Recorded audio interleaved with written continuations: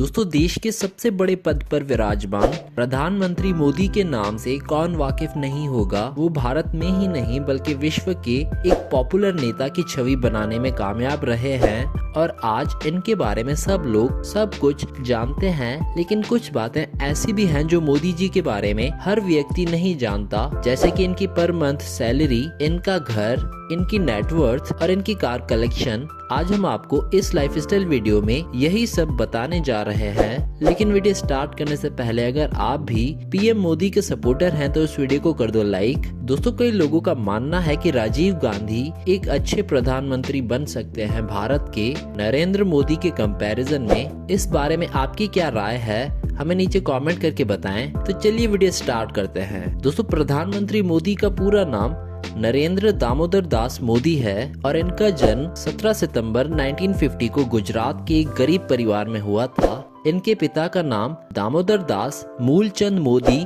और मां का नाम हीराबेन है। नरेंद्र मोदी के 5 भाई बहन हैं, जिसमें इनका नंबर दूसरा है।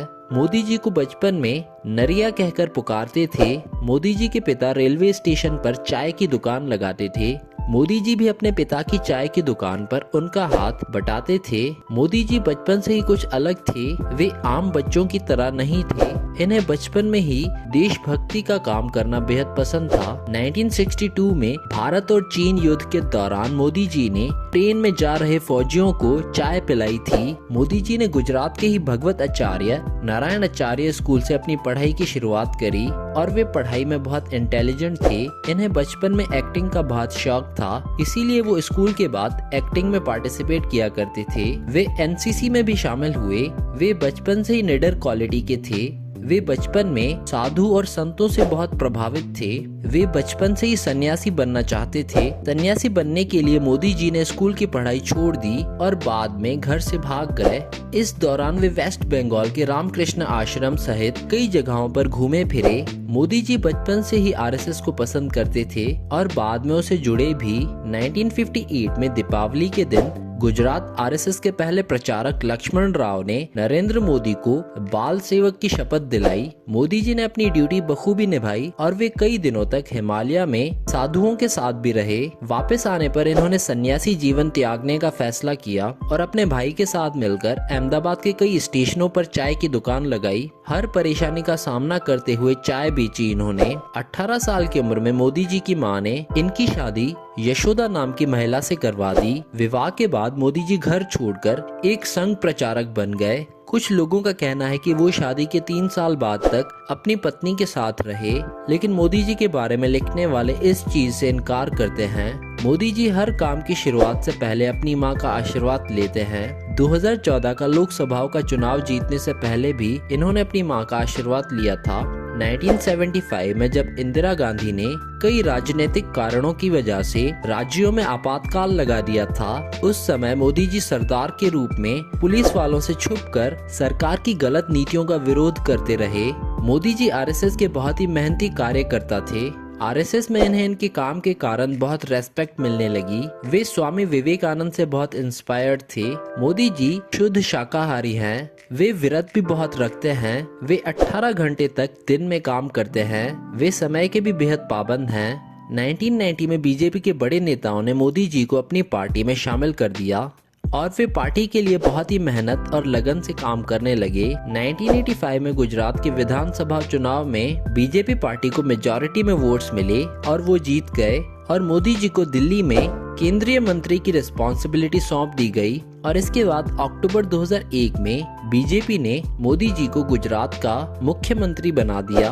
मोदी जी ने गुजरात में विकास किया और हर जगह बिजली और पानी की फैसिलिटी प्रोवाइड करी और एशिया का सबसे बड़ा सोलर पावर प्लांट गुजरात में बनाया गया।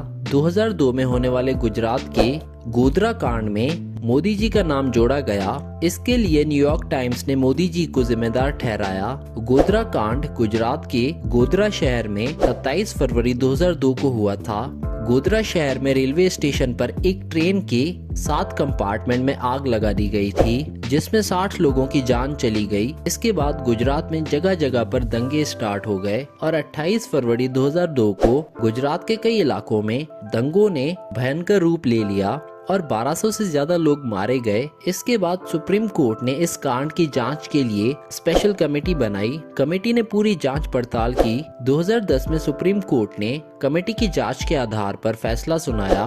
फैसले में सुप्रीम कोर्ट ने कहा कि कमेटी को दंगों में कहीं भी मोदी जी का हाथ नहीं मिला। मोदी जी ने गुजरात में सरकारी कायदे कानूनों के खिलाफ बनाए गए सभी मंदिरों को तोड़वा दिया। इसके बाद मोदी जी की लोकप्रियता गुजरात में इतनी बढ़ी कि लगातार 4 बार मोदी जी गुजरात के मुख्यमंत्री रहे। 2013 के केदारनाथ फ्लड में केदारनाथ मंदिर को दोबारा बनाने के लिए दिल्ली सरकार से मोदी जी ने बात की, लेकिन उस समय कांग्रेस सरकार ने मना कर दिया।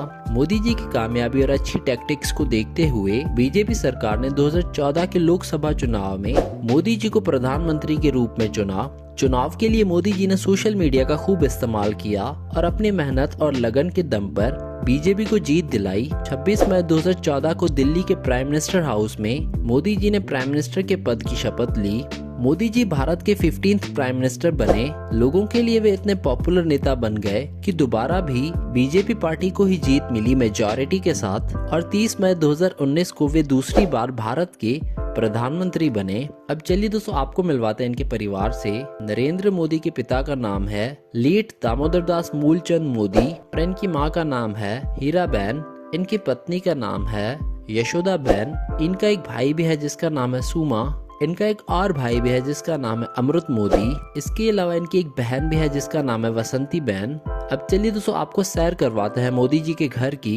नरेंद्र मोदी का एक घर गुजरात में है और इनके इस घर को इन्होंने एक महल की तरह बनवाया है, जिसके कई बड़े एरिया में फैला हुआ है गार्डन, और इसी घर में इनकी माँ भी रहती हैं। इस घर के गार्डन में इन्होंने मोर भी रखे हुए हैं जिन्हें वे खुद खाना खिलाते हैं, और साथ ही साथ वे अपने घर के इसी गार्डन में कई बार योगा करते हुए भी स्पॉट किए गए हैं। अगर घर के इंटीरियर की बात करें तो घर में एक छोटा सा किचन, एक टीवी हॉल, 2 बेडरूम और 2 वॉशरूम्स हैं। अगर घर की कीमत की बात करें तो इस घर की कीमत है 40 करोड़ रुपए। इसके अलावा इनके पास एक घर न्यू दिल्ली में भी है, जिसे आप सब लोग प्राइम मिनिस्टर हाउस के नाम से जानते हैं। अब चलिए दोस्तों, बात कर लेते हैं इनकी इनकम के बारे में। दोस्तों, भारत में किसी भी प्रधानमंत्री की पर मंथ सैलरी होती है 1.5 लाख रुपए। अब चलिए दोस्तों, बात कर लेते हैं नरेंद्र मोदी की नेटवर्थ के बारे में। दोस्तों, 2022 के हिसाब से सोशल मीडिया के अनुसार इनकी नेटवर्थ है 80 करोड़ रुपए। अब चलिए दोस्तों, बात कर लेते हैं इनकी कार्स कलेक्शन के बारे में। इनकी कंप्लीट कार्स कलेक्शन की प्राइस 10 करोड़ से भी ऊपर है। इनकी सबसे पहली कार है रेंज रोवर सेंटिनियल और इस कार की कीमत है 4 करोड़ रुपए। इसके अलावा इनके पास एक टोयोटा लैंड क्रूजर भी है जिसकी कीमत है 2 करोड़ रुपए।